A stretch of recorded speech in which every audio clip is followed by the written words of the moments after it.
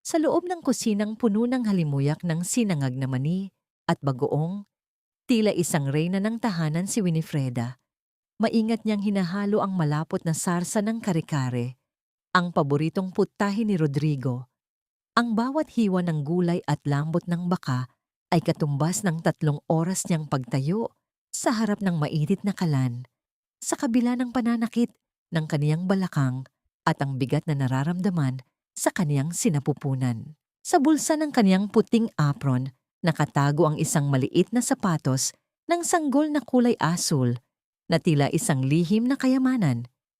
Ito ang magiging bituin ng gabing ito. Isang balita ng bagong buhay sa gitna ng kanilang anibersaryo.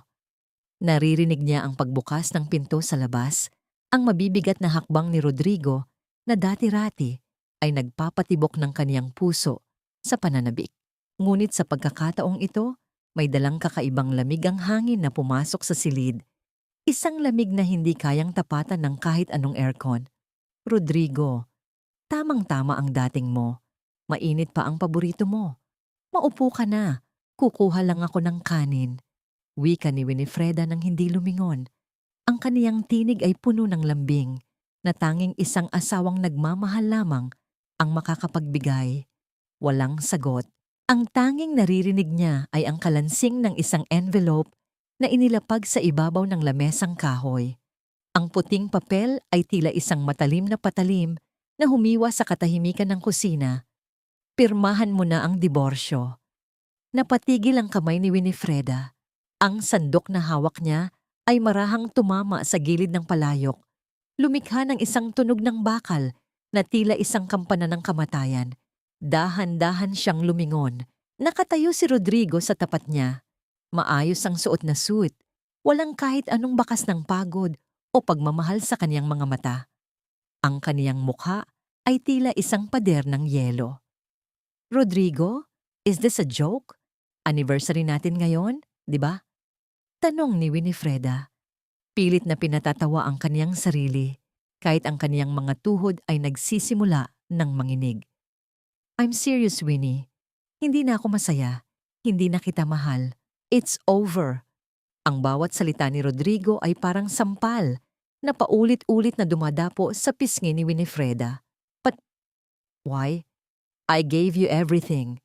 Simula nung wala ka pa, hanggang sa marating mo ang kinalalagyan mo ngayon, ako ang nasa tabi mo. Anong pagkukulang ko? Ang pagkukulang mo? Just look at yourself, Winnie. You're just a housewife. Isang babaeng amoy bawang at sibuyas palagi. I need someone who can stand beside me in the corporate world. Someone who can represent the status I've worked so hard for. You? You're just a weight dragging me down. Sa sandaling iyon, ang maliit na sapatos sa bulsa ni Winifreda ay parang naging 1 toneladang bigat. Ang kaniyang kamay ay marahang dumapo sa kaniyang tiyan. Rodrigo, hindi mo ba kayang maghintay?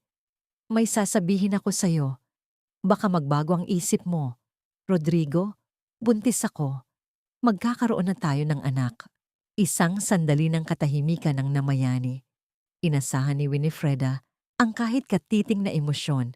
Isang luha, isang yakap, o kahit galit. Ngunit ang nakita niya ay ang pagkunot ng noo ni Rodrigo at ang isang mapait na ngisi.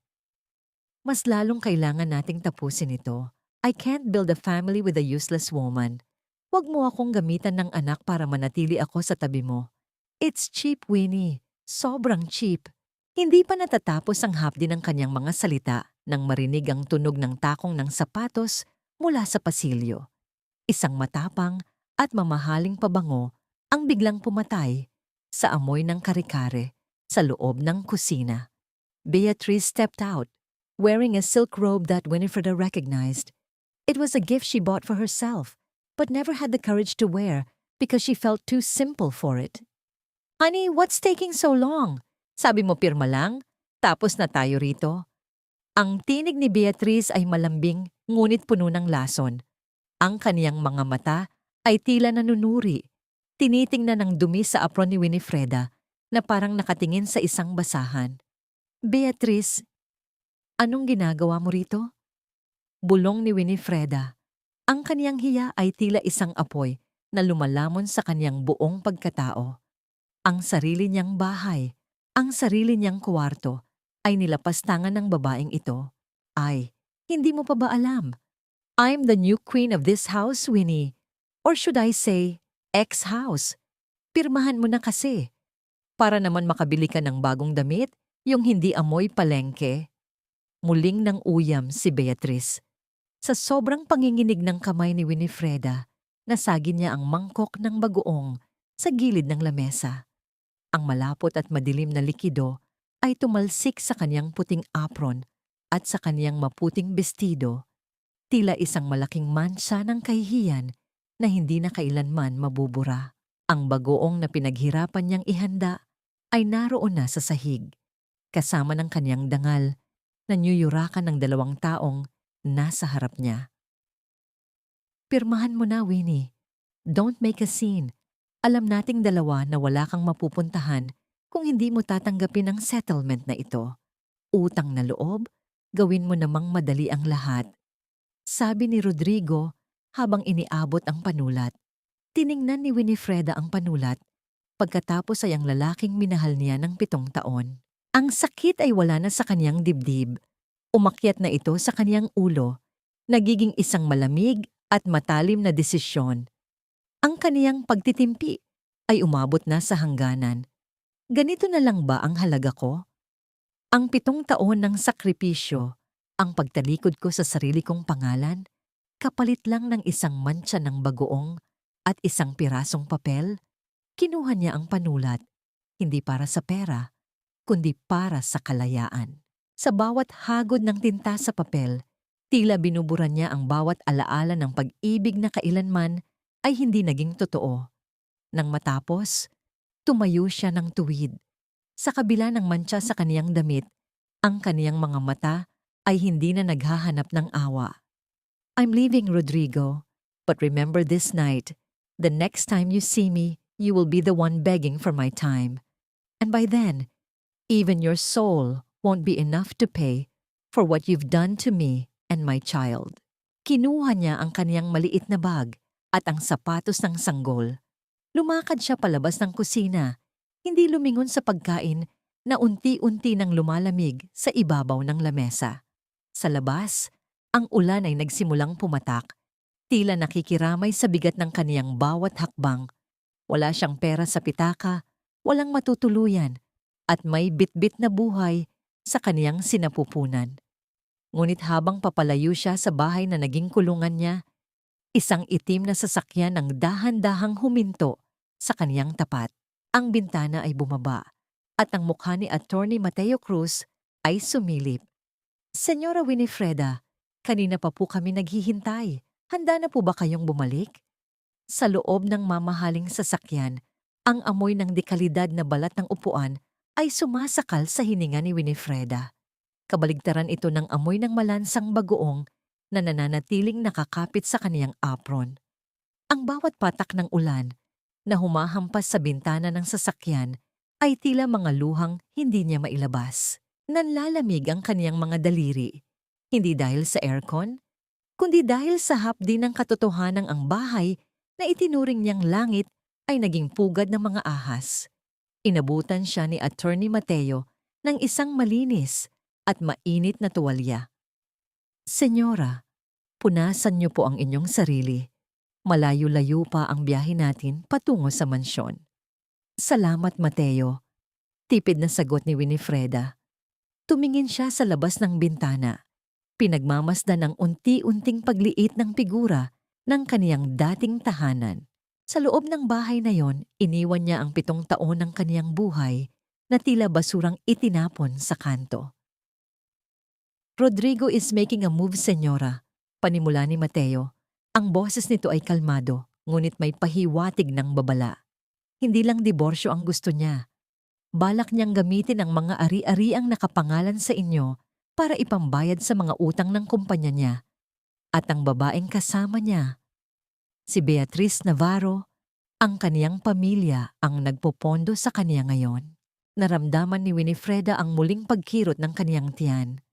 Ang kaniyang anak, ang batang wala pang malay, ay itinakwil ng sariling ama dahil sa ambisyon.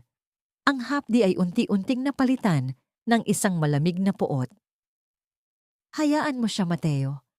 Hayaan mong isipin nilang nanalo sila. Wika ni Winifreda. Ang kaniyang boses ay hindi na nanginginig. Gusto kong makita kung gaano kataas ang liliparin nila bago ko gupitin ang kanilang mga pakpak. Paglipas ng isang oras, ang sasakyan ay huminto sa harap ng isang dambuhalang pintuang bakal. Sa pagbukas nito, bumungad ang isang malawak na hardin na nababalot ng liwanag ng mga estatwa at lunti ang damo. Ito ang daigdig na tinalikuran ni Winifreda 7 taon na ang nakakaraan para sa isang lalaking ang tanging alam gawin ay manira. Pagbaba ng sasakyan, ang init ng loob ng mansyon ay tila isang yakap ng isang magulang. Ngunit sa gitna ng magarbo at malawak na sala, nakatayo ang isang matandang lalaki na may hawak na baston na ginto ang hawakan. Si Don Esteban. Ang kaniyang mga mata, bagaman malabo na, ay bakas ang matinding sakit nang makita ang kalagayan ng kaisa-isang apo. Winifreda, apo ko. Ang boses ng matanda ay gumaralgal. Anong ginawa nila sa'yo? Lumapit si Winifreda at lumuhod sa paanan ng kaniyang lolo. Ang mantsa ng bagoong sa kaniyang puting bestido ay tila isang sugat na nakalantad sa harap ng karangyaan ng pamilya Montenegro. Ang hiya na kaniyang naramdaman ay hindi para sa kaniyang sarili, kundi para sa pag-ibig na kaniyang ipinilit, kahit alam niyang hindi siya karapat-dapat sa ganoong uri ng pagtrato. Lolo, patawad po. Masyado akong naging bulag. Bulong niya habang ang kaniyang noo ay nakasandal sa tuhod ng matanda. Hinaplos ni Don Esteban ang buhok ng apo. Huwag kang humingi ng tawad. Ang mga Montenegro ay hindi humihingi ng tawad sa mga taong hindi marunong rumespeto. Ngayong gabi, ang Winifreda na asawa ni Rodrigo ay patay na. Ang nagbalik sa mansyong ito ay ang tagapagmana ng Montenegro Global Holdings. Nang gabing iyon, habang ang buong mundo ay natutulog, si Winifreda ay nasa loob ng kaniyang lumang silid. Hinubad niya ang maruming damit at itinapon ito sa basurahan. Naligo siya sa mainit na tubig na may bango ng lavender. Pilit na binubura ang bawat bakas ng paghawak ni Rodrigo sa kaniyang balat. Tumayo siya sa harap ng salamin. Hinahaplos ang kaniyang tiyan na hindi pa gaanong halata. Anak, hindi ka lalaking mahirap. Hindi ka lalaking api. Ibibigay ko sa iyo ang buong mundo at sisiguraduhin kong ang taong nagtakwil sa iyo ay luluhod sa harap mo. Isang mensahe ang pumasok sa kaniyang lumang telepono. Mula kay Rodrigo, Winnie, sana nahanap mo na ang boarding house mo. Don't try to contact me anymore. Busy kami ni Beatrice sa paghahanda para sa grand launching ng bagong project namin sa Montenegro Global. Yes, you heard it right. I'm about to close a deal with the Montenegros. Something you could never achieve in your lifetime. Isang malamig na tawa ang kumawala sa mga labi ni Winifreda. Ang trotreo ng tadhana ay nagsisimula pa lamang. Hindi alam ni Rodrigo na ang pintuang kinakatok niya ay ang pintuang hawak na ngayon ng babaeng kaniyang pinalayas sa gitna ng ulan. Mateo, tawag niya sa intercom. I want the full audit of Rodrigo's company, everything, including the illegal transactions he's hiding from his investors. And one more thing. Huminto siya. Ang kaniyang mga mata ay tila mga hiyas na nagniningning sa dilim. Schedule the meeting with Alvarez Construction next week. I will personally oversee the contract signing. Habang ang sikat ng araw ay sumisilip sa mga bintana ng dati nilang apartment, hindi katahimikan ang sumalubong sa umaga, kundi ang kalat ng pagkawasak.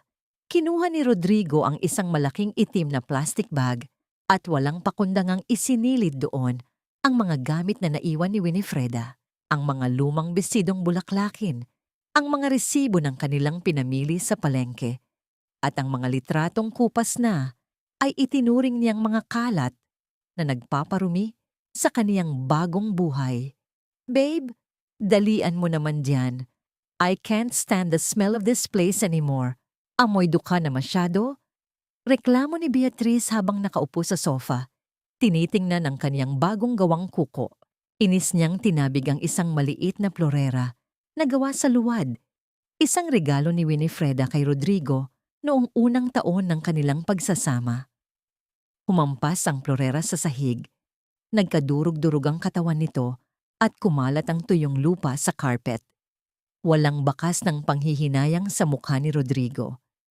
Sa halip, inapakan pa niya ang isa sa mga piraso nito habang naglalakad. Don't worry, Beatrice. Bukas na bukas. Lilipat na tayo sa isang penthouse sa Makati. Kapag napirmahan ko na ang kontrata sa Montenegro Global, hinding-hindi na natin kailangang dumaan pa sa mga ganitong klaseng lugar. Sagot ni Rodrigo. Ang kaniyang boses ay puno ng kayabangan. Tila ba hawak na niya ang buong mundo. Kinuha ni Rodrigo ang kanilang litrato sa kasal mula sa pader. Pinagmasdan niya ang mukha ni Winifreda na noon ay nakangiti ng tapat sa kanya. Sa isang iglap, binuwag niya ang frame at pinunit ang litrato sa gitna. Ang bahagi kung saan naroon ang mukha ni Winifreda ay kaniyang nilamukot at itinapon sa tumpok ng rack. Finally, clean slate. Wala nang pabigat, wala nang asawang amoy kusina, sabi niya habang tumatawa. Ngunit sa kabila ng kaniyang pagyayabang, isang tawag mula sa kaniyang accountant ang nagpabago ng timpla ng kaniyang mukha. Sir Rodrigo, kailangan na nating bayaran ang utang sa supplier. Kung hindi, hihilingin nila ang foreclosure ng mga equipment natin. Nagngit-ngit ang mga ngipin ni Rodrigo. Sabihin mo sa kanila, maghintay. Isang pirma na lang mula sa mga Montenegro, magiging bilyonaryo na ako. Do they know who I am? Habang nangyayari ang lahat ng yon, sa maliit na apartment, sa kabilang panig ng lungsod, isang magkaibang mundo ang umiiral. Sa loob ng isang pribadong spa sa mansyon ng mga Montenegro, nakahiga si Winifreda habang dahan-dahang hinahaplos ng mga dalubhasang kamay ang kaniyang mga balikat. Ang amoy ng eucalyptus at sandalwood ay bumabalot sa silid. Wala na ang mansa ng bagoong sa kaniyang balat. Ang kaniyang buhok na dati-rati ay nakatali lang, nang mabilis ay ngayon ay makintab at maayos na dumadaloy sa kaniyang likod. Mateo entered the room, holding a tablet. Señora, the audit is done.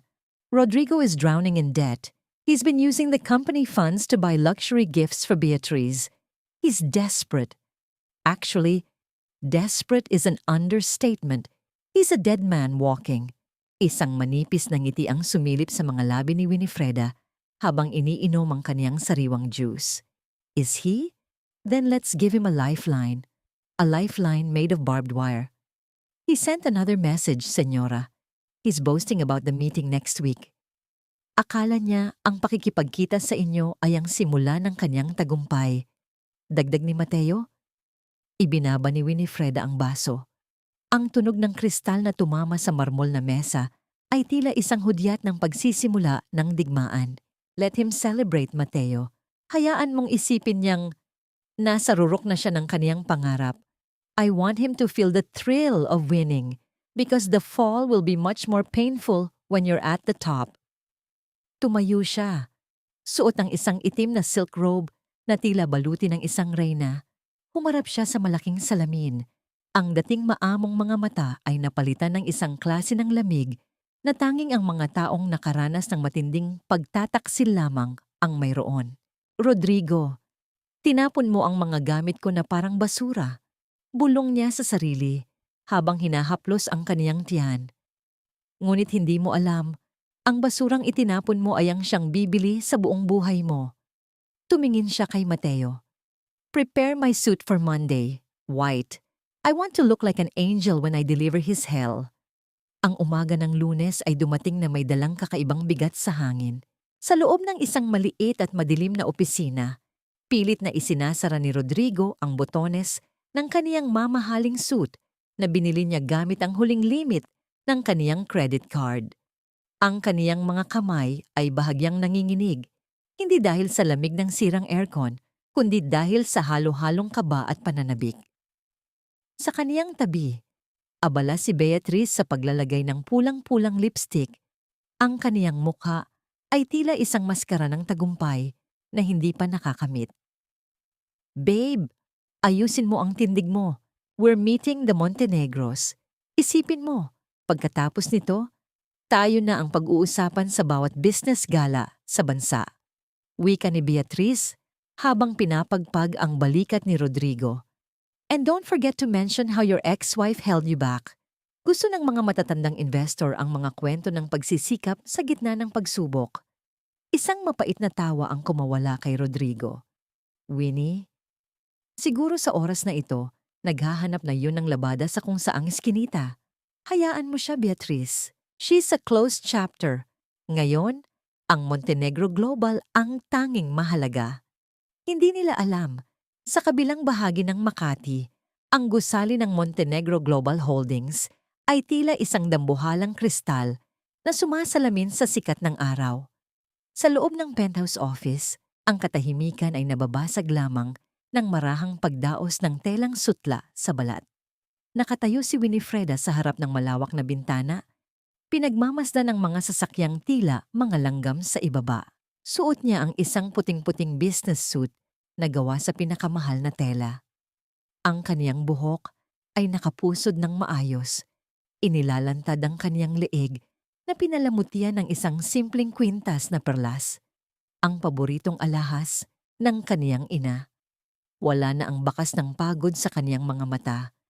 Ang kaniyang mukha ay tila isang malinis na papel, handang isulat ang katapusan ng isang maling kwento. Senyora, nandito na sila. Ang boses ni Mateo ay narinig mula sa pinto. Nasa lobby na sila. Rodrigo is acting like he owns the place. Pinapagalitan niya ang receptionist dahil hindi raw siya agad pinapaakyat. Isang malamig na ngiti ang sumilip sa mga labi ni Winifreda. Pahirapan mo sila ng kaunti, Mateo. Let them wait for 3 hours. I want them to feel the weight of every minute. I want the heat of the lobby to melt their confidence. As you wish, senyora. Sagot ni Mateo bago marahang isara ang pinto, na nag-iwan lamang ng tunog ng paglapat ng kahoy sa hamba nito. Sa ibaba, sa labi na gawa sa mamahaling marmol, nagsisimula ng magpawis si Rodrigo. Ang bango ng kaniyang pabango ay unti-unti nang humahalo sa amoy ng kaniyang kaba. Ang bawat taong dumadaan na may suot na ED ng Montenegro Global ay tinitingnan niya ng may halong inggit at pag-asa. Bakit ba ang tagal? Do they know who I am? Bulong ni Rodrigo habang pilit na inaayos ang kaniyang kurbata na tila ba sinasakal na siya nito. Relax, Rodrigo. Ganyan talaga ang mga makapangyarihang tao. Sinusubukan nila ang pasensya natin, sagot ni Beatriz. Bagaman ang kaniyang sariling mga paa ay nagsisimula na ring sumakit dahil sa kaniyang matulis na takong. Lumipas ang 3 oras. Ang kaba ni Rodrigo ay napalitan ng inis, at ang inis ay naging desperasyon. Nang sa wakas ay tawagin ang kanilang pangalan ng isang sekretary na may malamig na mukha, tila nakahinga ng maluwag ang dalawa. Sumakay sila sa elevator. Ang pakiramdam ng mabilis na pag-akyat ay nagdulot ng pagkahilo kay Rodrigo. Ang bawat palapag na nadadaanan ay tila isang hakbang palayo sa kaniyang lumang buhay at palapit sa kaniyang pangarap. Nang bumukas ang pinto ng boardroom sa tuktok na palapag, ang malamig na hangin ng silid ay sumalubong sa kanila. Ang mesa ay gawa sa madilim na kahoy na makintab na tila salamin. Sa dulo ng mesa, ang isang malaking swivel chair ay nakatalikod sa kanila, nakaharap sa malawak na tanawin ng lungsod. Good morning, Chairman Montenegro. I am Rodrigo Alvarez of Alvarez Construction. It's a great honor to be here. Wika ni Rodrigo, ang kaniyang boses ay pilit na pinatatatag habang naglalakad siya palapit. Hindi gumalaw ang upuan, nanatiling tahimik ang silid, maliban sa marahang pagtibok ng puso ni Rodrigo na tila isang tambol sa kaniyang pandinig. I have the proposal right here, sir. We've made sure that the costs are competitive, and I can assure you, my dedication to this project is unparalleled. I've sacrificed everything for this. Dagdag pa ni Rodrigo, habang inilalapag ang kaniyang folder sa ibabaw ng mesa. Dahan-dahan, ang upuan ay nagsimulang umikot. Ang unang nakita ni Rodrigo ay ang puting manggas ng isang suit. Pagkatapos ay ang mga kamay na may maayos na kuko na nakapatong sa mesa. At sa huli, ang mukha ng babaeng kaniyang pinalayas, ang babaeng kaniyang minaliit, at ang babaeng kaniyang itinuring na basura. Nanlaki ang mga mata ni Rodrigo. Ang kaniyang folder ay dahan-dahang nadulas mula sa kaniyang nanginginig na kamay at nahulog sa sahig. Ang mga papel ay kumalat sa ilalim ng mesa. Winnie? Ang kaniyang boses ay tila isang bulong na galing sa ilalim ng lupa. Winifreda leaned forward, her eyes locking into his with the coldness of 1,000 winters. Sa loob ng silid na ito, Mr. Alvarez, wala kang asawang makikita. I am Chairperson Winifreda Montenegro. And you are exactly where you belong, at my feet. Ang katahimikan sa loob ng boardroom ay tila isang mabigat na kumot na bumabalot sa bawat hininga ni Rodrigo. Ang kaniyang mga mata ay nanatiling nakatitig sa mukha ni Winifreda. Pilit na hinahanap ang anino ng babaeng dati ay yumuyuko sa kaniyang bawat sigaw. Ngunit wala siyang nakita, kundi ang isang pader ng yelo. Ang kaniyang sariling proposal na nakakalat sa sahig ay tila mga puting bandila ng pagsuko na nadumihan ng kaniyang sariling mga paa. Winnie, anong klaseng biro ito? Ang boses ni Rodrigo ay gumaralgal, tila isang lalamunang tigang sa tubig. Ang kaniyang mga daliri ay pilit na kumakapit sa gilid ng mesa upang hindi siya tuluyang matumba. Biro? Si Winifreda ay sumandal sa kaniyang swivel chair. Ang bawat galaw niya ay puno ng grasya at kapangyarihan. Ang tanging biro rito, Mr. Alvarez, ay ang pag-aakalang makakapasok ka sa gusaling ito nang hindi ko nalalaman. Did you really think that the world is so small that you could just throw me away like a used rag and I would disappear? Sa likuran ni Rodrigo, si Beatriz ay tila isang statwang naging bato. Ang kaniyang pulang lipstick ay mukhang lason sa gitna ng kaniyang namumutlang mukha. This is impossible, Rodrigo. Sabi mo sa akin. Sabi mo tagapaglingkod lang siya. She's just a nobody. Isang impostora lang ito. Ang boses ni Beatriz ay tumaas, puno ng desperasyon at inggit. Dahan-dahang tumayo si Winifreda. Sa pagtayo niya, ang kaniyang puting blazer ay bahagyang bumukas na naglalantad sa umbok ng kaniyang tiyan. Ang kaniyang kamay ay marahang dumapo roon. Isang protektibong kilos na tila isang kutsilyong sumaksak sa konsensya ni Rodrigo. Isang nobody na may hawak ng 70% ng shares ng kumpanyang kailangan nyo para hindi kayo mabulok sa kulungan dahil sa mga utang nyo. Ang binati ni Winifreda ay malamig pa sa hanging inilalabas ng aircon. Attorney Mateo, please show our guests the reality of their situation. Inilapag ni Mateo ang isang itim na folder sa harap ni Rodrigo. Ang tunog ng papel na dumadausdos sa makinis na kahoy ay tila isang hatol ng kamatayan. Mr. Alvarez, we have reviewed your company's financial status. You are not here for a partnership. You are here to beg for a bailout. Wika ni Mateo ng walang emosyon. And based on the chairperson's orders, we are not only rejecting your proposal, we are calling in the loans that your subcontractors owed to our subsidiary banks. In short, you have 48 hours to pay 200 million pesos, or everything you own will be seized. Nalaglag ang balikat ni Rodrigo. Ang kaniyang suit na kanina lang ay simbolo ng kaniyang ambisyon. Ngayon ay tila isang mabigat na kadena. Lumingon siya kay Beatriz, na ngayon ay dahan-dahang umaatras palayo sa kanya. Tila ba natatakot na mahawa sa kaniyang malas. Winnie, please, hindi mo pwedeng gawin ito. Pabulong na pagsamo ni Rodrigo. Humakbang siya palapit. Ang kaniyang mukha ay puno ng huwad na pagsisisi. Pamilya tayo. Ang anak natin. Isipin mo ang anak natin. I was just confused. Nilito lang ako ni Beatriz. I still love you, Winnie. Isang maikling tawa ang kumawala sa mga labi ni Winifreda, ngunit walang saya sa kaniyang mga mata. Ang tunog ng kaniyang tawa ay tila basag na kristal.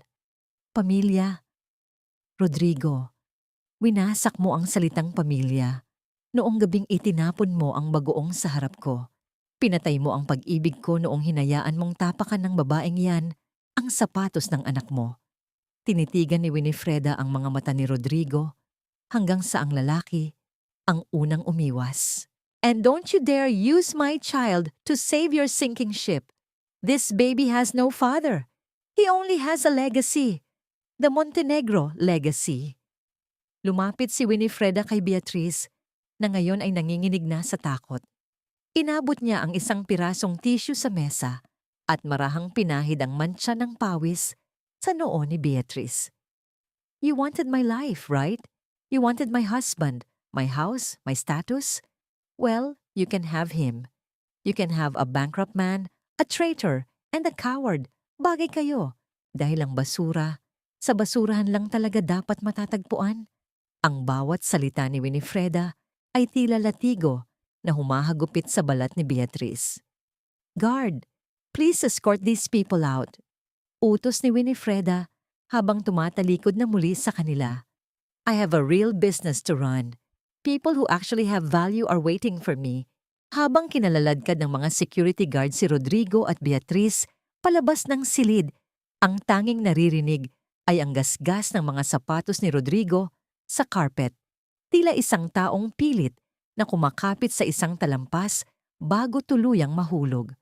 Nang muling tumahimik ang silid, huminga ng malalim si Winifreda. Ang kaniyang kamay ay nanatili sa kaniyang tiyan. Ang tagumpay ay matamis, ngunit ang hapdi ng nakaraan ay naroon pa rin. Tila isang peklat na kailanman ay hindi na mawawala. Mateo? Tawag niya habang nakatingin sa malawak na langit ng Maynila. Make sure they lose everything.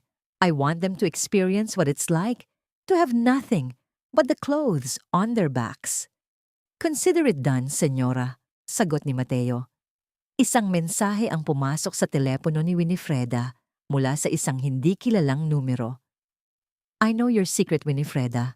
You're not the only Montenegro who wants that throne. Ang kaniyang ngiti ay biglang naglaho. Ang digmaan sa labas ay tapos na. Ngunit ang digmaan sa loob ng kaniyang sariling pamilya ay nagsisimula pa lamang. Sa labas ng dambuhalang gusali ng Montenegro Global, ang singaw ng mainit na aspalto ay humahalo sa malagkit na hangin ng hapon. Nakatayo si Rodrigo sa gilid ng kalsada.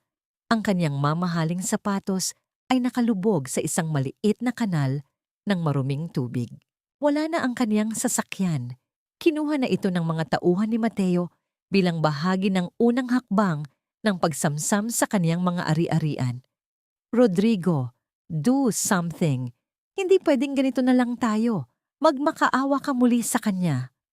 Ang boses ni Beatrice ay tila isang matinis na tunog ng nasirang plaka.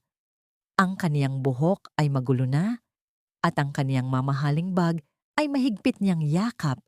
Tila ba natatakot na pati iyon ay bawiin ni Winifreda. Tiningnan siya ni Rodrigo nang may halong puot. Ang pag-ibig na dati ay puno ng tamis. Ngayon ay lasang-lason na. Anong gusto mong gawin ko, Beatrice? Nakita mo naman, di ba? She owns everything.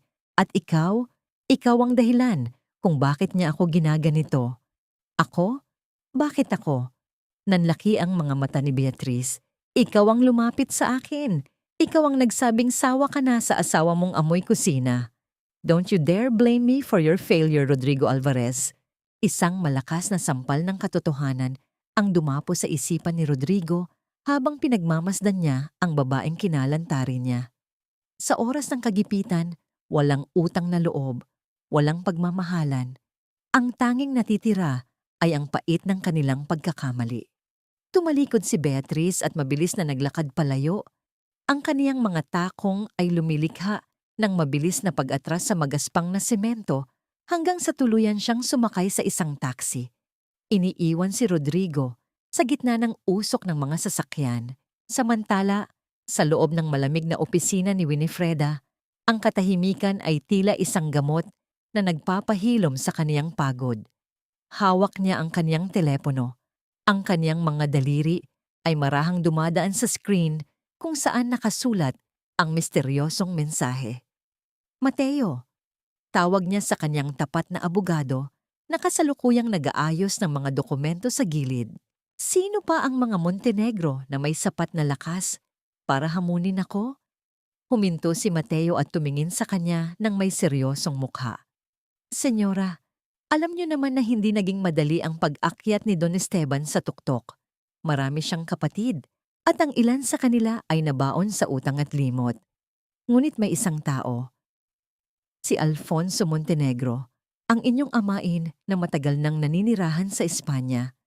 Balita ko, bumalik na siya sa bansa noong nakaraang linggo. Naramdaman ni Winifreda ang isang malamig na kilabot na gumagapang mula sa kaniyang batok pababa sa kaniyang gulugod. Naalala niya si Alfonso, isang lalaking may ngiti ng isang anghel, ngunit may puso ng isang maninila.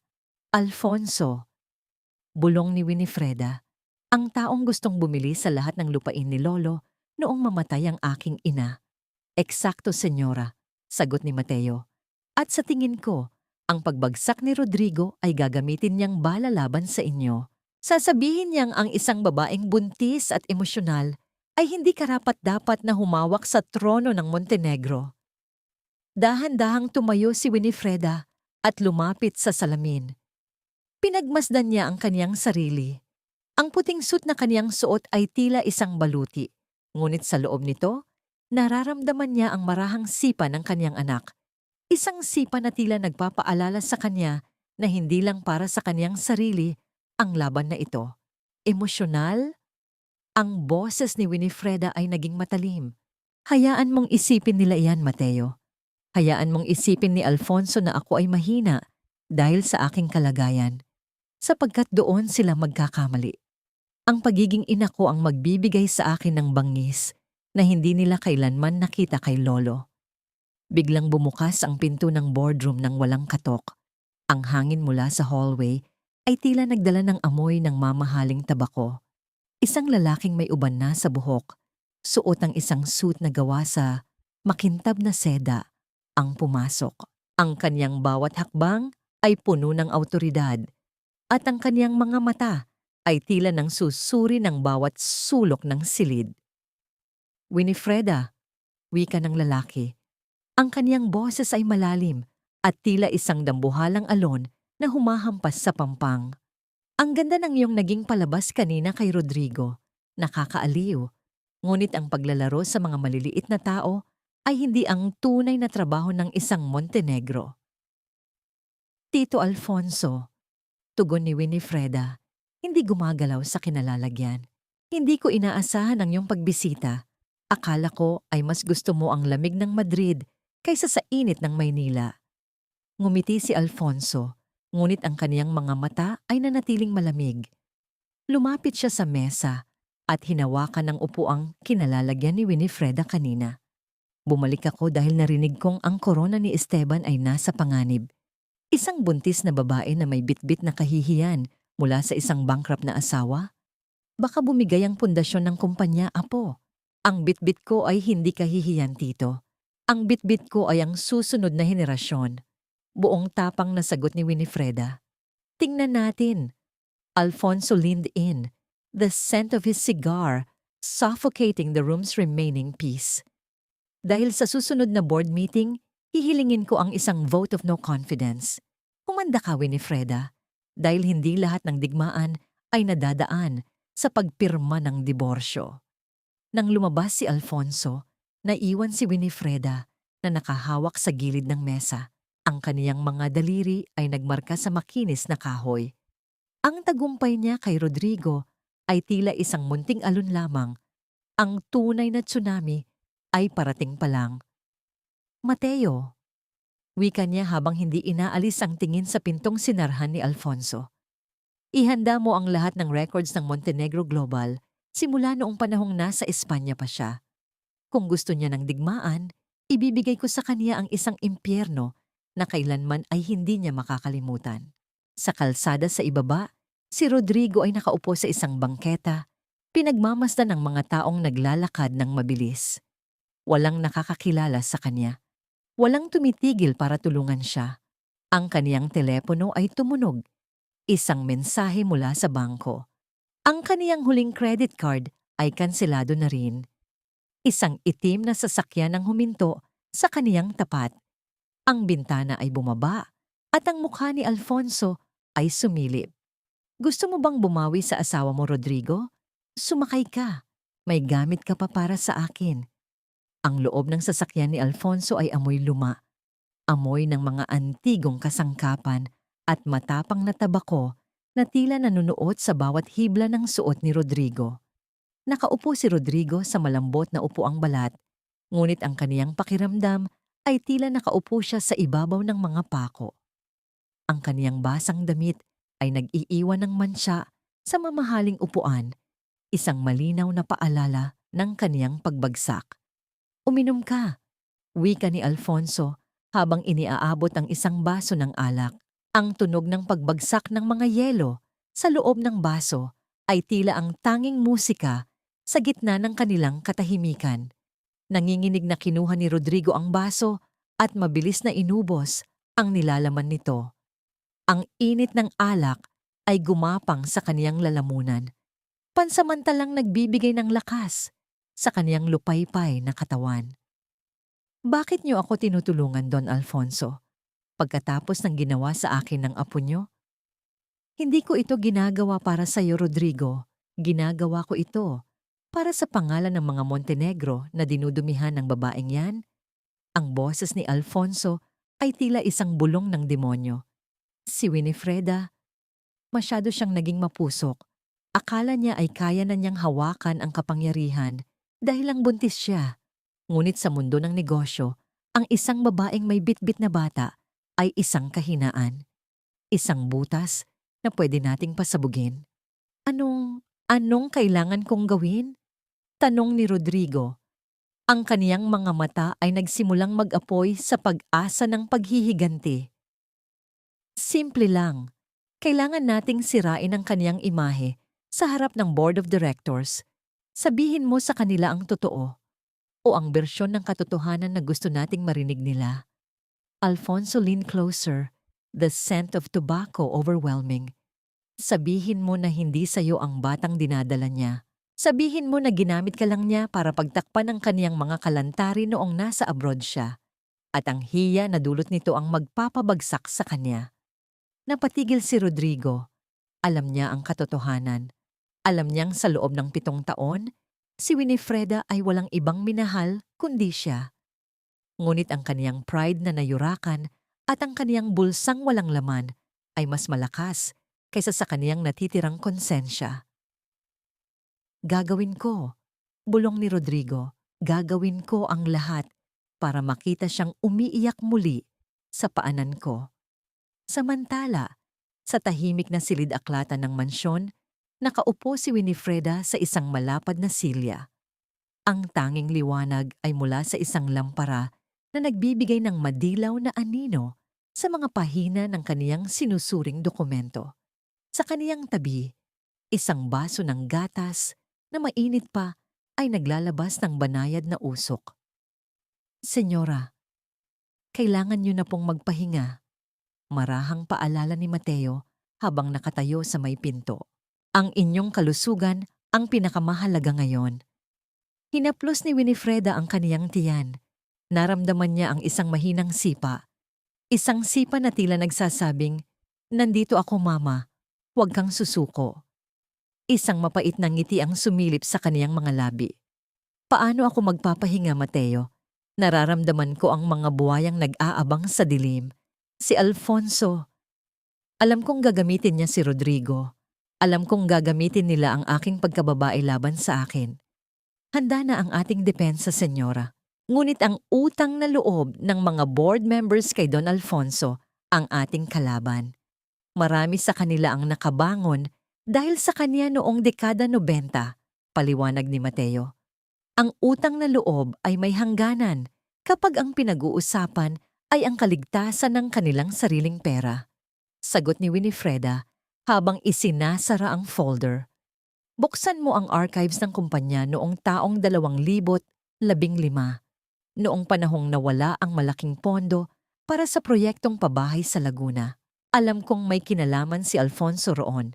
Ibinato niya ang sisi sa isang accountant na nagpakamatay, ngunit ang pera Ang pera ay hindi basta-basta naglalaho.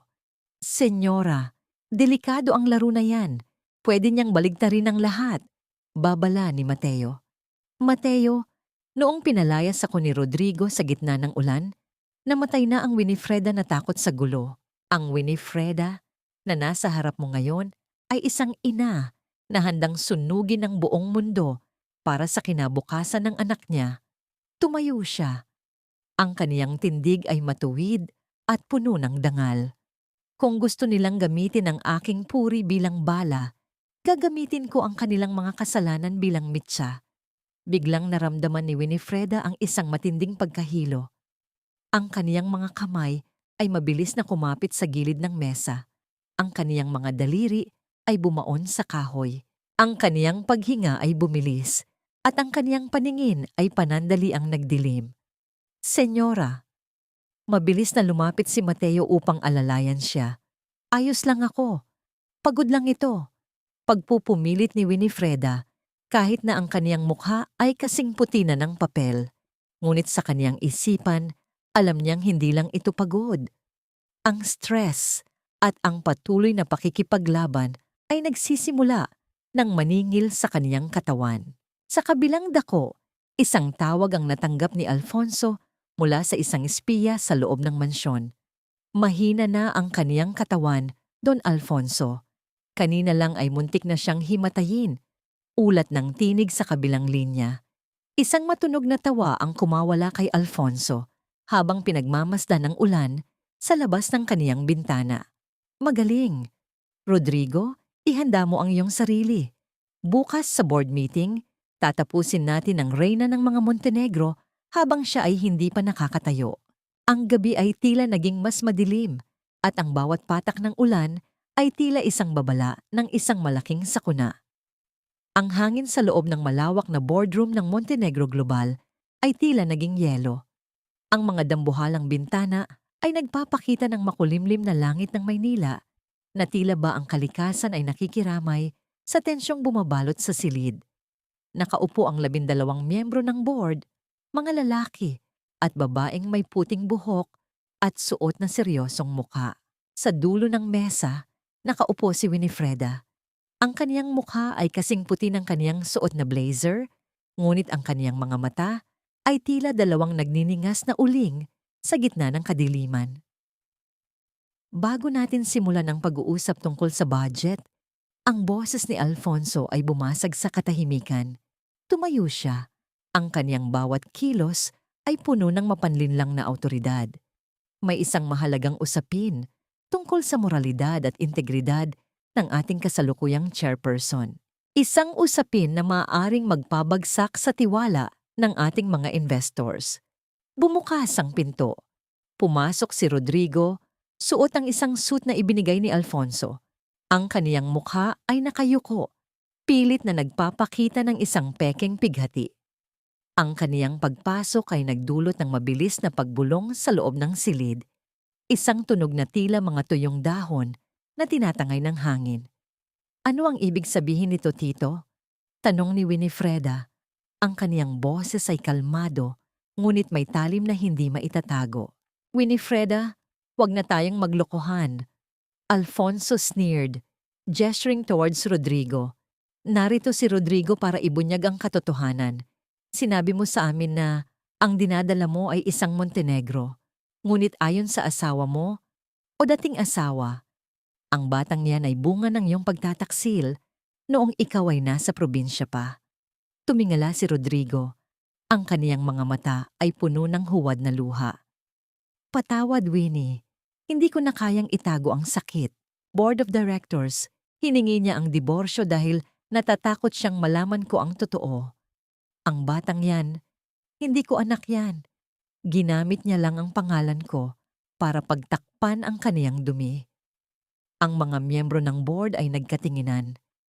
Ang hiya na pilit na ibinabato kay Winifreda ay tila isang mabigat na pader na gustong gumuho sa kanya.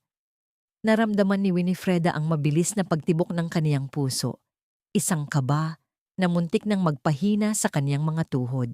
Ngunit sa ilalim ng mesa, naramdaman niya ang isang malakas na sipa mula sa kaniyang tiyan. isang sipa ng buhay, isang paalala ng kaniyang katotohanan. Dahan-dahang tumayo si Winifreda.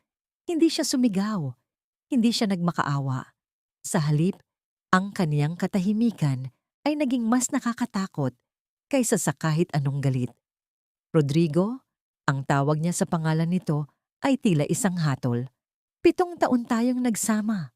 Sa loob ng 7 taon na yon, alam mo kung gaano ko pinahalagahan ang bawat hibla ng ating pagsasama. At ngayon, nakatayo ka rito, ibinebenta mo ang iyong dangal para sa ilang barya mula kay Alfonso? I'm just telling the truth, Winnie. Sigaw ni Rodrigo, ang kaniyang boses ay pumiyok sa takot. The truth? Winifreda looked at the board members. Attorney Mateo, please. Inilabas ni Mateo ang isang selyadong envelope. Ang tunog ng pagpunit ng papel ay tila bawat hibla ng pag-asa ni Rodrigo na napuputol. Dahil alam kong ang kawalan ng integridad ay tila isang sakit sa pamilyang ito, naghanda na ako. Wika ni Winifreda. Narito ang resulta ng isang prenatal DNA paternity test. Isang procedure na ginawa ko sa ibang bansa noong nakaraang buwan. At ayon sa dokumentong ito, ang bata ay walang dudang anak ni Rodrigo Alvarez. Natahimik ang buong silid. Ang mukha ni Rodrigo ay naging kasing kulay ng abo. Ngunit hindi lang iyan ang dumi na narito. Dagdag ni Winifreda, ang kaniyang tinig ay lalong lumakas. Narito rin ang mga dokumento mula sa 2015 housing project audit. Tito Alfonso, akala mo ba ay nabaon na sa limot ang pagnanakaw mo sa pondo ng mga mahihirap? Ang accountant na sinisi mo. Bago siya namatay, nag-iwan siya ng isang liham. Isang liham na nagpapatunay na ikaw ang nag-utos na ilipat ang pera sa iyong offshore account sa Espanya. Ang kumpiyansa sa mukha ni Alfonso ay biglang naglaho, napalitan ng isang mapanganib na puot.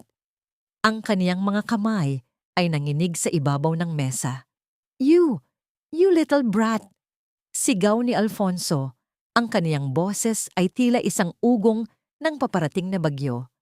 Ang tinatawag mong brat ay ang chairperson ng kumpanyang ito. Winifreda leaned in, her scent of lavender and baby oil clashing with Alfonso's bitter tobacco. At ngayong araw, hindi lang si Rodrigo ang mawawalan ng lahat. Alfonso Montenegro, I am filing a formal complaint against you. Guards! Bumukas ang pinto at pumasok ang mga unipormadong pulis. Ang pagkagulat sa mukha ng mga board members ay tila isang dagat na nag-aalboroto. Rodrigo, look at me! Bulong ni Winifreda habang papalapit ang mga pulis kay Rodrigo para sa asuntong perjury at fraud. Sabi mo noon, useless ako. Ngayon, tingnan mo kung sino ang nakatayo at kung sino ang nakaluhod. Habang kinalaladkad si Rodrigo at Alfonso palabas, ang tanging naririnig ay ang mabibigat na hininga ng mga naroon. Si Winifreda ay dahan-dahang naupo.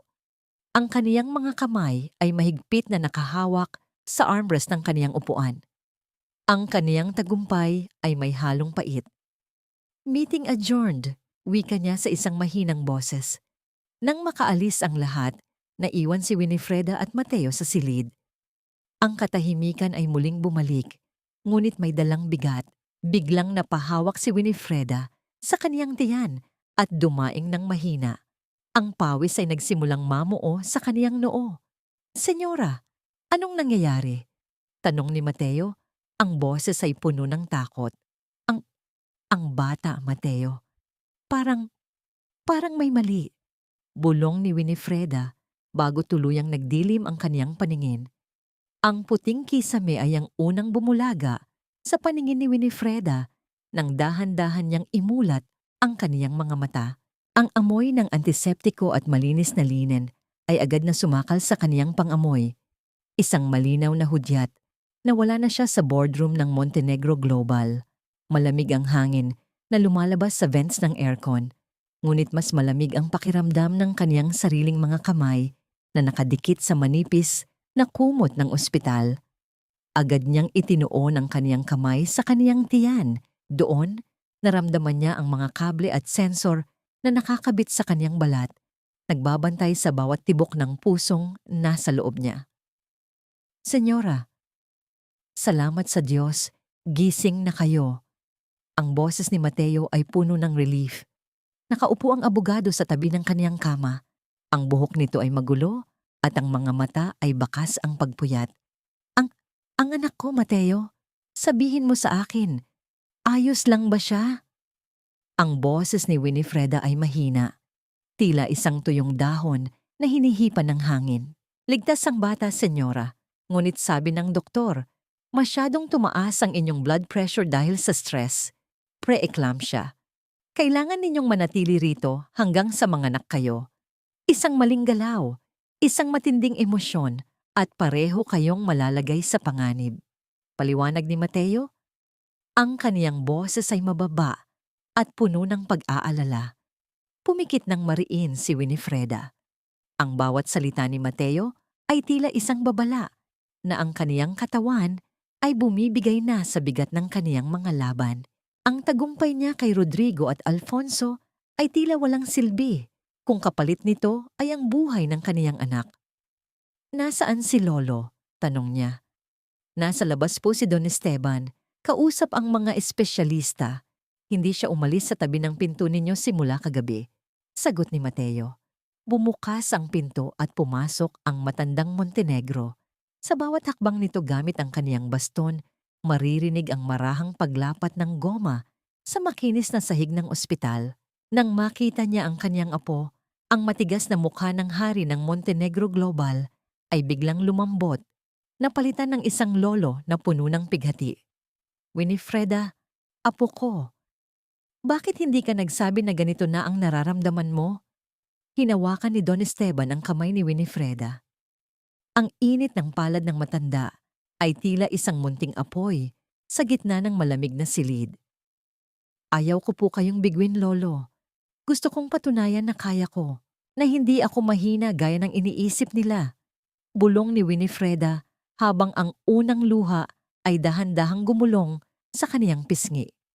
Hindi ito luha ng pagsuko, kundi luha ng isang pagod na mandirigma. Wala kang kailangang patunayan sa kanila. Ang tunay na lakas ay hindi nasusukat sa dami ng kumpanyang hawak mo, kundi sa kakayahan mong protektahan ang mahalaga sa'yo. Wika ni Don Esteban. Huwag mong hayaang kainin ka ng puot, apo. Ang puot ay parang uling habang hawak mo ito. Para ibato sa iba, ikaw ang unang nasusunog.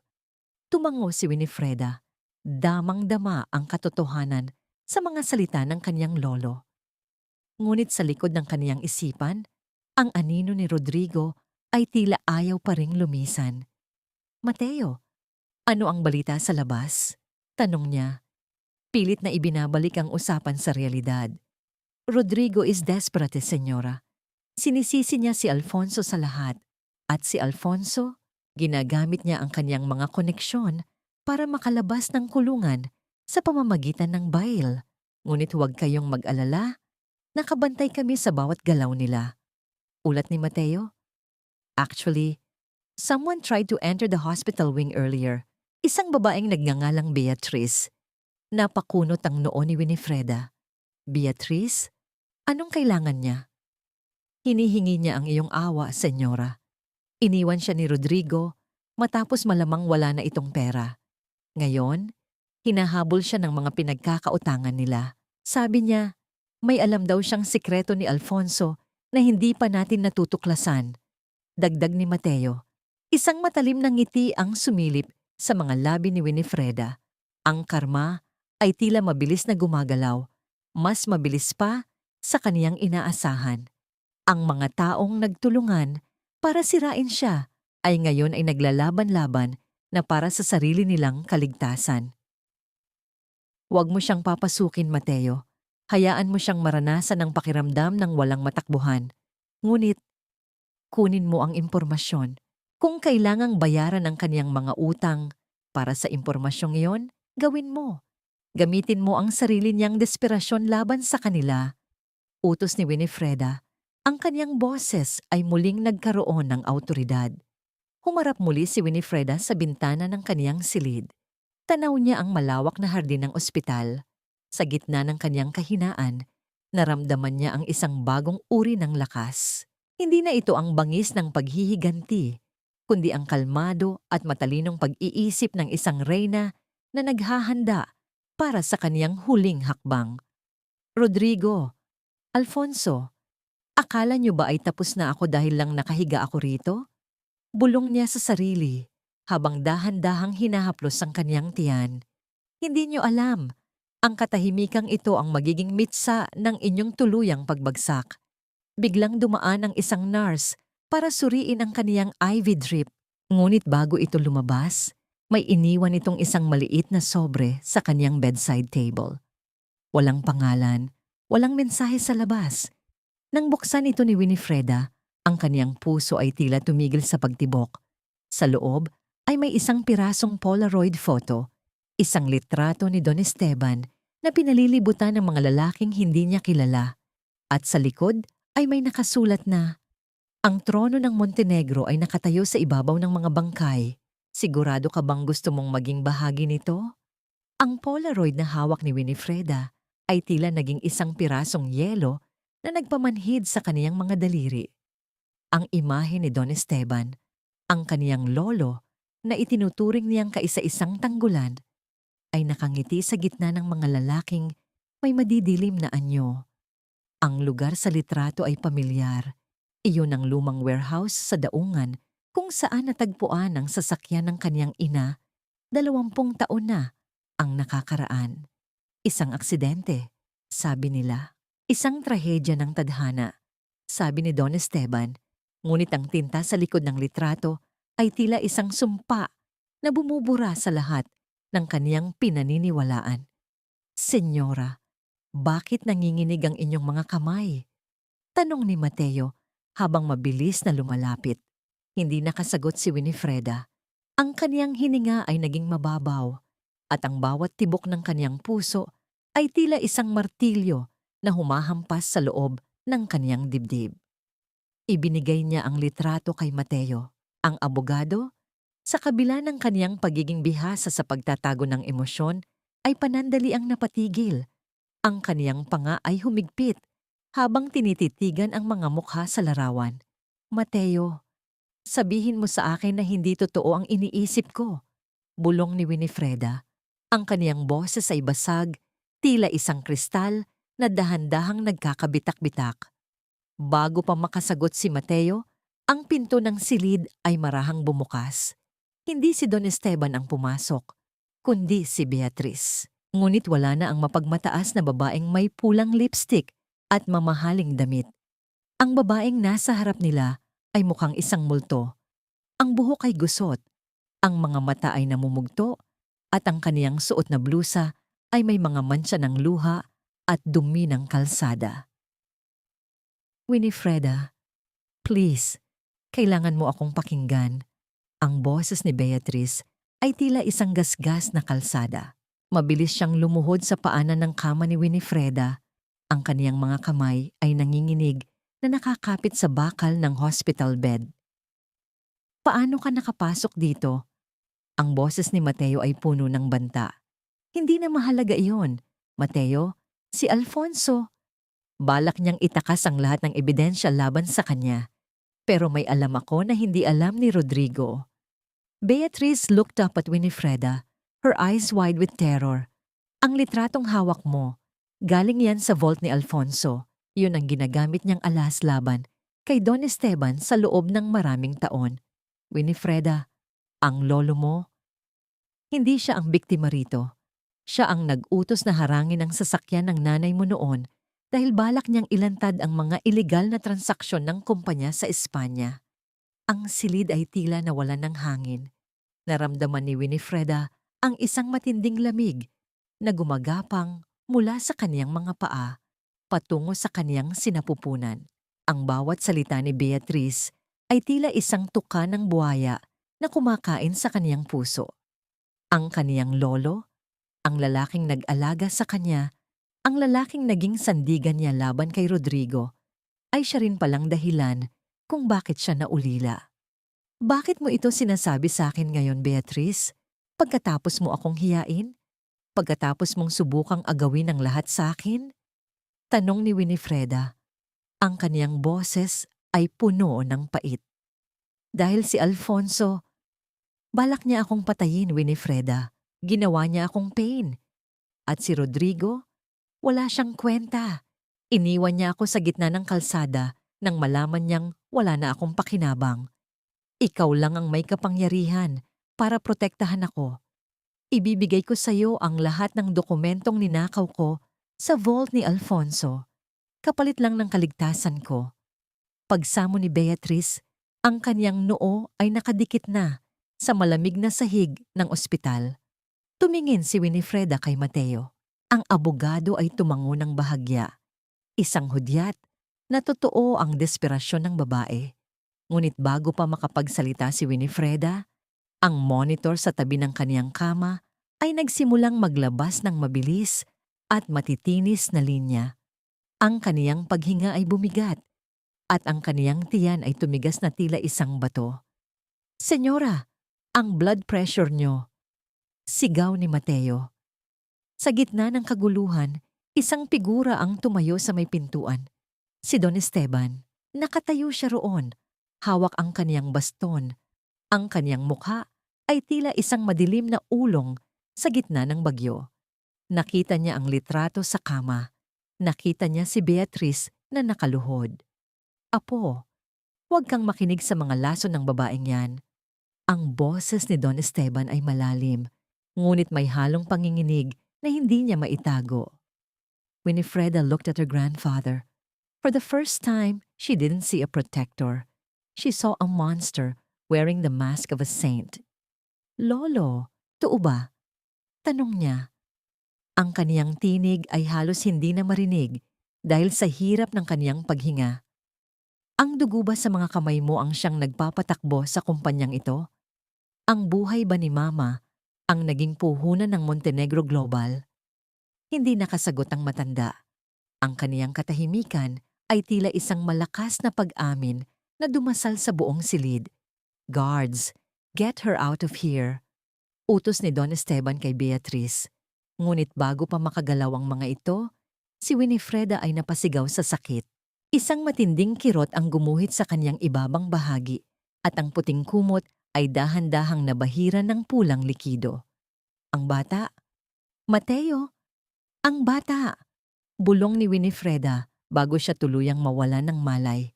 Sa labas ng ospital, si Rodrigo ay nakaupo sa loob ng isang madilim na van kasama ang mga tauhan ni Alfonso. Hawak niya ang isang baril. Ang kaniyang mga kamay ay basang-basa ng pawis. Sigurado ba kayo? Kapag namatay siya, mapupunta sa akin ang lahat bilang ama ng bata? Iyan ang plano, Rodrigo. Isang komplikasyon sa panganganak at ikaw na ang hari ng Montenegro. Sagot ng isang boses sa dilim. Ang gabi ay hindi pa tapos. At ang pinakamadugong bahagi ng digmaan ay nagsisimula pa lamang. Ang amoy ng bakal at kemikal sa loob ng operating room ay tila sumasakal sa kamalayan ni Winifreda. Ang malalaking ilaw sa kisame ay tila mga nagngangalit na araw na pilit na binubulag ang kaniyang paningin. Sa bawat paghinga niya, nararamdaman niya ang malamig na talim ng takot na mas matalas pa kaysa sa kahit anong scalpel. Ang kaniyang katawan ay tila hinihiwalay sa kaniyang kaluluwa. Isang panig ay ang matinding kirot ng panganganak at sa kabilang panig ay ang mas matinding hapdi ng katotohanang ang kaniyang buong buhay ay itinayo sa ibabaw ng mga kasinungalingan ng kaniyang sariling dugo. Hingang malalim, senyora, malapit na. Kailangan mong maging matatag para sa bata. Ang boses ng doktor ay tila nanggagaling sa ilalim ng tubig, malabo at malayo. Sa labas ng salaming pinto, nakita ni Winifreda ang anino ni Don Esteban. Ang matanda ay nakatayo roon. Ang kaniyang mga kamay ay nakakapit sa baston.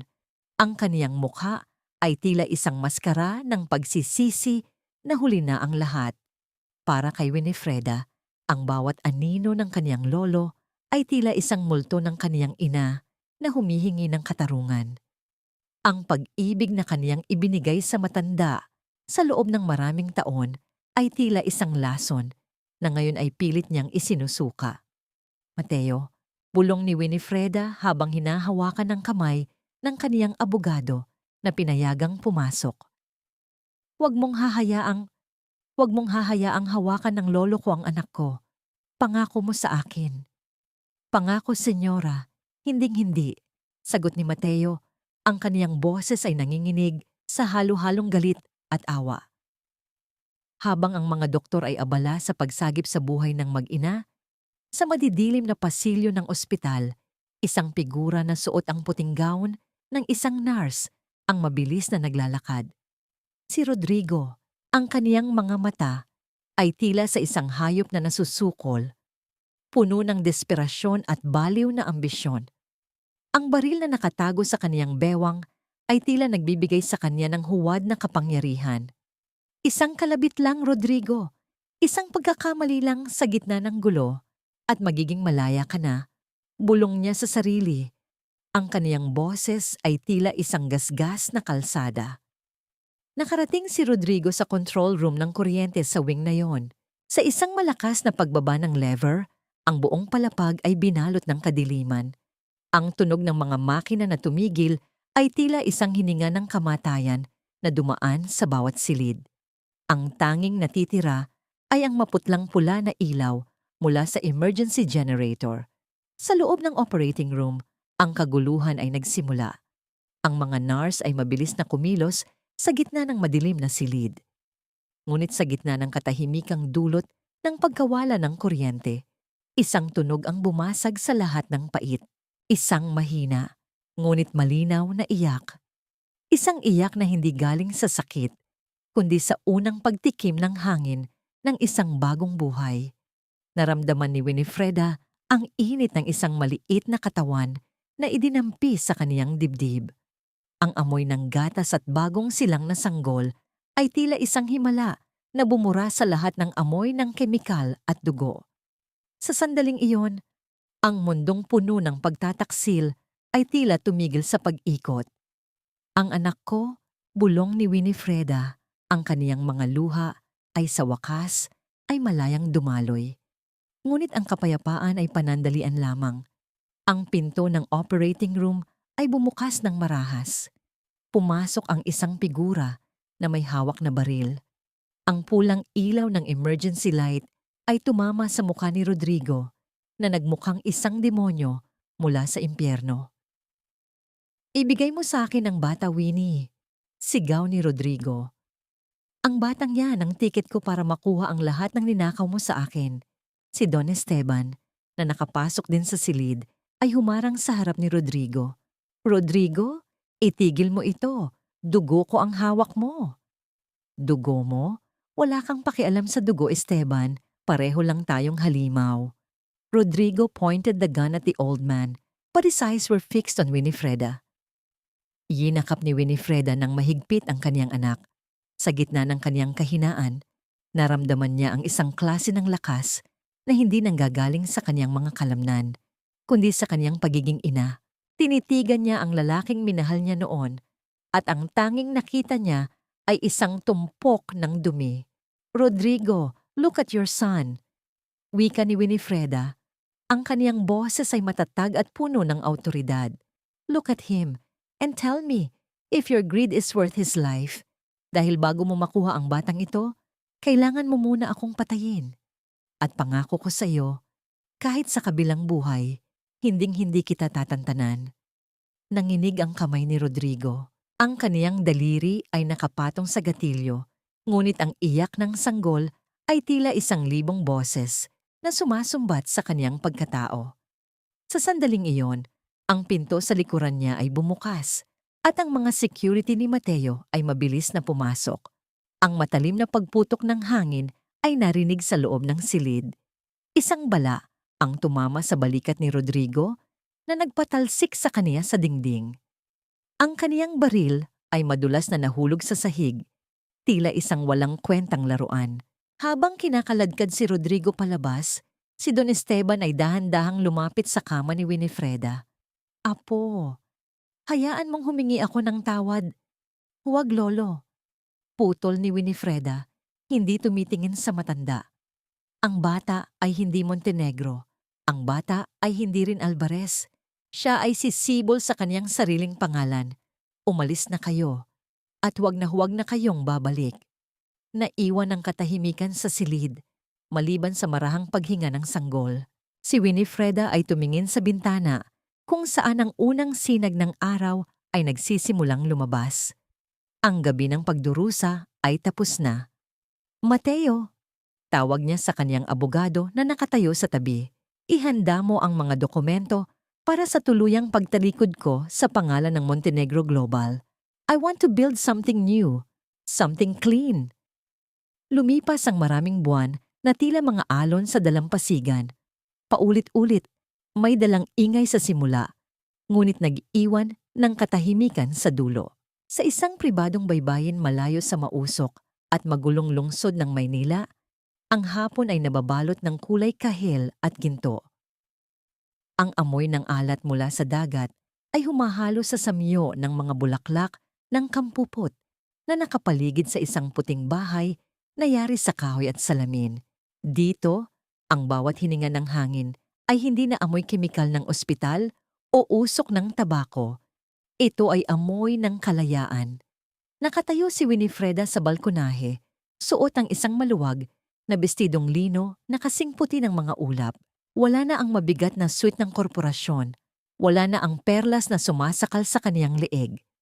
Ang kaniyang buhok ay malayang hinahaplos ng hangin.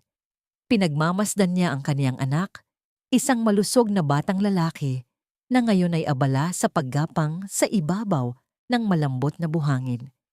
Ang bawat munting tawa ng bata ay tila isang awit ng tagumpay na mas matamis kaysa sa kahit anong pirma sa kontrata.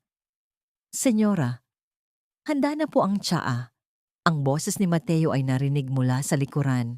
Hindi na attorney ang tawag ni Winifreda sa kanya, kundi isang tapat na kaibigan at kasama sa pagbuo ng bagong Montenegro Global. Isang kumpanyang hindi na nakatayo sa dugo, kundi sa pagtulong sa mga kababaihang nakaranas ng pang-aapi. Salamat, Mateo. Muling ngumiti si Winifreda, isang ngiting hindi napilit, kundi abot hanggang sa kaniyang mga mata. Ano ang balita mula sa lungsod? Inilapag ni Mateo ang tablet sa mesa. Ang mga balita ay hindi na nakakasira ng araw ni Winifreda. Ang mga ito ay tila mga huling pahina na lamang ng isang lumang libro na ayaw na niyang basahin muli. Si Rodrigo Alvarez ay nakitang nagtatrabaho bilang isang kargador sa pantalan. Ang kaniyang mga kamay na dati ay puro papel lamang ang hawak ay ngayon ay puno na ng kalyo at sugat. Ang kaniyang mukha ay madalas na nakayuko, iniiwasan ng bawat sulyap ng mga taong dati ay kaniyang kinukutya. Si Beatrice naman ay nabalitang tumakas patungong probinsya upang takasan ng mga kasong isinampa laban sa kanya, namumuhay sa isang maliit na kubo, malayo sa mga sutla at pabangong kaniyang kinahumalingan. At si Don Esteban, ang matanda ay nananatili sa loob ng mansyon, ngunit ang kaniyang dambuhalang bahay ay naging isang malawak na kulungan. Wala siyang kasama, kundi ang kaniyang mga alaala at ang mga multo ng kaniyang mga kasalanan. Ang kaniyang mga tawag ay hindi na sinasagot ni Winifreda. Ang kaniyang mga sulat ay nananatiling selyado. Ang kaniyang parusa ay hindi ang rihas na bakal, kundi ang katahimikan ng kaisa-isang taong nagmahal sa kanya ng tapat. Hindi sila makapaniwala na tinalikuran mo ang lahat ng yaman ni Don Esteban. Winnie, wika ni Mateo habang nakatingin din sa bata. Hindi ko tinalikuran ang yaman, Mateo. Pinili ko lang ang yaman na hindi nakakamatay ng kaluluwa. Sagot ni Winifreda habang dahan-dahang lumalapit sa kaniyang anak. Binuhat niya ang bata. Nararamdaman ang bigat nito sa kaniyang mga braso. Isang bigat na nagpapaalala sa kanya na siya ay buhay, na siya ay may layunin. Ang bata ay tumingin sa kanya at binigkas ang kaniyang unang salita. Mama. Ang tunog na yon ay tila isang malakas na pagbasag sa lahat ng pait ng nakaraan. Ang 7 taon ng pagtitiis kay Rodrigo, ang mga gabi ng pag-iyak sa kusina, Ang bawat sampal ng tadhana, lahat ng iyon ay naglaho sa isang iglap dahil sa dalawang pantig na lumabas sa labi ng kaniyang anak. Humarap si Winifreda sa dagat. Ang mga alon ay dahan-dahang humahalik sa pampang, tila nagpapaalam sa nagdaang bagyo. Naalala niya ang Winifreda na pinalaya sa gitna ng ulan, ang babaeng may mantsa ng bagoong sa kaniyang apron at luha, sa kaniyang mga mata. Gusto niyang yakapin ang babaeng yon at sabihing, "Huwag kang matakot. Dahil sa dulo ng dilim, ikaw ang magiging liwanag ng sarili mong mundo." Wala na siyang kailangang patunayan. Wala na siyang kailangang hilinging paghihiganti. Dahil ang pinakamalupit na parusa sa mga taong nanakit sa kanya ay ang makita siyang masaya, malaya, at buo nang wala sila. Ang akala nila ay wala akong silbi dahil nanahimik ako. Bulong ni Winifreda habang hinahalikan ng noo ng kaniyang anak. Ngunit hindi nila alam, ang katahimikan ko ay ang paghahanda ng isang reyna para sa kaniyang bagong kaharian. Habang ang araw ay tuluyang lumulubog sa guhit tagpuan, ang anino ni Winifreda at ng kaniyang anak ay humaba sa buhanginan. Isang anino ng katatagan, isang anino ng pag-asa. Ang kwento ng babaeng itinapon ay tapos na, ngunit ang kwento ng Reynang Montenegro na muling nabuhay sa kaniyang sariling mga tuntunin ay nagsisimula pa lamang. Sa ilalim ng malawak na langit, ang dagat ay nanatiling tahimik, payapa, malalim, at makapangyarihan.